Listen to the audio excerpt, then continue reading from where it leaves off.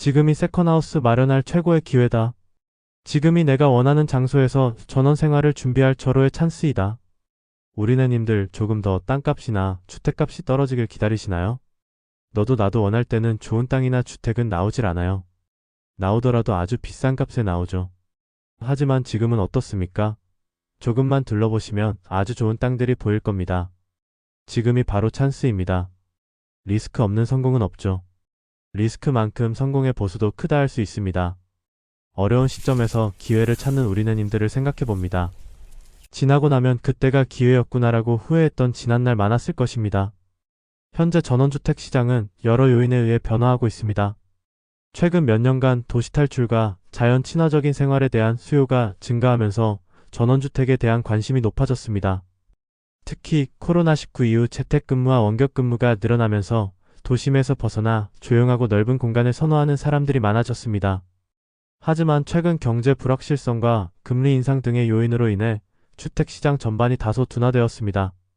특히 대출금리 상승은 전원주택을 구입하려는 수요자들에게 부담을 주고 있으며 이는 거래량 감소와 가격 안정으로 이어질 수 있습니다. 전원주택의 가격 상승에도 불구하고 여전히 많은 사람들은 자연과의 조화를 중요시하며 집값 상승과 상관없이 지역 개발이 미비한 곳에서 저렴한 가격에 집을 구하고자 하는 수요가 존재합니다. 전반적으로 전원주택 시장은 장기적인 안정성을 선호하는 구매자들에게는 좋은 기회가 될 수 있으며 자연 친화적인 삶을 중시하는 트렌드는 계속될 가능성이 높습니다. 그러나 금리 인상과 경제 불확실성이 계속될 경우 전원주택 시장도 영향을 받을 수 있음을 염두에 두어야 합니다. 하지만 리스크 없는 성공은 없죠. 리스크만큼 성공의 보수도 크다 할 수 있습니다. 어려운 시점에서 기회를 찾는 우리네님들을 생각해봅니다. 지나고 나면 그때가 기회였구나라고 후회했던 지난날 많았을 것입니다. 여러 여건들이 불확실한 시점에서도 세컨하우스를 준비하고 있는 우리네님들이 세컨하우스를 준비하는 데 있어 필요한 사항들을 조금 더 깊이 있게 이야기해 보겠습니다. 세컨하우스는 단순한 주거 공간이 아니라 휴식과 여유를 위한 특별한 장소입니다. 그러므로 준비 과정에서 중요한 점들을 체계적으로 살펴보겠습니다. 위치 선정. 자연 속 평화로운 공간을 찾다. 세컨하우스를 선택할 때 가장 중요한 첫 번째 요소는 바로 위치입니다. 여러분이 원하는 것은 휴식과 여유가 넘치는 곳일 것입니다.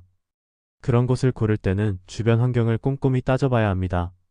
예를 들어 자연 환경이 좋고 조용한 분위기를 원하는 경우라면 교외나 작은 마을의 집들이 좋은 선택이 될 수 있습니다.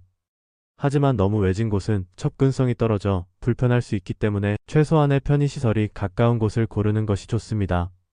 이때 고려할 사항은 몇 가지입니다.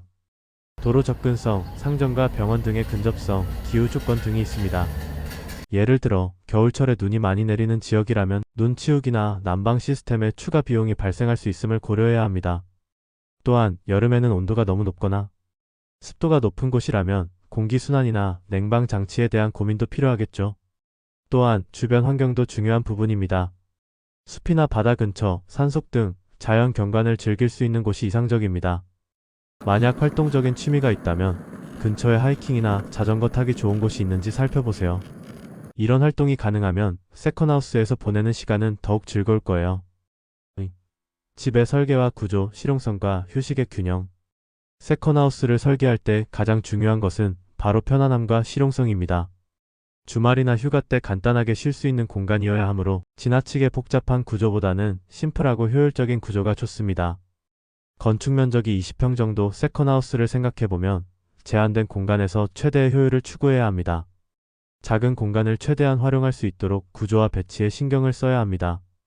오픈 플로어 플랜을 채택하여 거실과 주방, 식사 공간을 하나로 연결시켜 넓은 느낌을 주는 것이 좋습니다.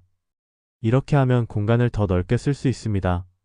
벽을 최소화하고 미니멀한 가구를 배치하여 공간을 효율적으로 사용할 수 있습니다. 다기능 가구를 활용하는 것도 좋은 방법입니다. 예를 들어 침대 겸용 소파, 접이식, 테이블, 수납이 가능한 의자 등을 사용하면 적은 공간에서도 많은 기능을 갖출 수 있습니다. 스마트 수납 아이디어를 적용하여 벽면에 선반이나 숨겨진 서랍을 설치하면 공간을 효율적으로 사용할 수 있습니다. 침실은 최대한 간결하고 아늑하게 꾸미되 수납 공간을 함께 배치하는 것이 좋습니다. 특히 침대 밑이나 서랍형 가구를 활용하여 수납 공간을 늘릴 수 있습니다. 작은 집에서는 공간 절약이 가장 중요한 요소입니다. 3. 예산 관리 비용을 현실적으로 계획하다. 세컨하우스는 단순한 집이 아닌 투자와 휴식의 요소가 결합된 공간입니다. 예산을 세울 때는 첫 번째 집에 비해 조금 더 유연하게 접근할 필요가 있지만 비용 초과를 방지하기 위해 현실적인 예산 계획을 세워야 합니다. 부지 비용, 건축 비용, 설비와 인테리어 비용 등 세부 항목을 모두 포함한 예산을 세운 후 예상치 못한 비용이 발생할 여지도 염두에 두세요. 예를 들어 전기나 수도 등의 설비를 새로 설치해야 할 수도 있고 부지에 따라 지형 보수가 필요할 수도 있습니다. 또한 세컨하우스는 매년 유지 비용이 발생합니다. 여기에 포함되는 비용은 세금, 보험료, 수리비용 등입니다. 만약 장기적으로 이 집을 렌탈하려고 생각한다면 임대 수익을 예상하여 추가적인 수익 계획도 세우는 것이 좋습니다. 따라서 예산을 세울 때는 초기 건축비뿐만 아니라 유지보수 비용과 장기적 수익성까지 고려하는 것이 중요합니다. 4. 유지보수와 관리, 손쉽게 관리할 수 있는 설계. 세컨하우스는 주거지가 아니기 때문에 매일 관리할 수 있는 사람이 없을 경우가 많습니다. 그래서 유지보수가 쉬운 구조로 설계하는 것이 좋습니다. 최신 기술을 활용한 에너지 효율적인 설비와 스마트 홈 기술을 적용하면 먼 곳에서 생활하면서도 쉽게 집을 관리할 수 있습니다. 태양광 패널이나 지열, 난방 시스템 등은 장기적으로 에너지 비용을 절감하는 데 유리하고 물 사용 절약 시스템을 설치하면 편리하게 사용할 수 있습니다. 또한 정기적인 청소 서비스나 부동산 관리 업체를 계약하여 집이 비어있는 동안에도 주기적으로 점검할 수 있도록 해두면 좋습니다. 5. 세컨하우스의 용도, 투자냐, 휴식처냐. 세컨하우스를 갖는 이유는 개인마다 다릅니다. 어떤 사람은 단순히 휴식을 위한 공간을 원할 수 있고 어떤 사람은 장기적인 투자를 목적으로 할 수 있습니다. 만약 렌탈을 고려한다면 위치나 집의 크기, 스타일에 따라 임대 수익을 최대화할 수 있는 방법을 모색하는 것이 중요합니다. 장기적인 투자를 고려하는 경우 시장을 잘 분석하고 미래의 개발 계획이나 인프라 확장 가능성도 체크하는 것이 좋습니다. 예를 들어 가까운 미래에 새로운 고속도로가 생기거나 관광지가 개발될 가능성이 있는 지역이라면 그 지역의 집값 상승을 기대할 수 있습니다. 세컨하우스를 준비하는 과정에서 법적 절차도 꼼꼼히 살펴봐야 합니다. 해당 지역의 건축법, 토지 사용 규제, 세금 제도 등을 미리 확인하고 이를 준수하는 방식으로 계획을 세워야 합니다. 예를 들어 일부 지역에서는 건축 제한이 있을 수 있으며 건축물이 특정 크기 이상이면 추가적인 승인이 필요할 수 있습니다. 세컨하우스를 준비하는 과정은 신중하게 접근해야 하는 중요한 일입니다.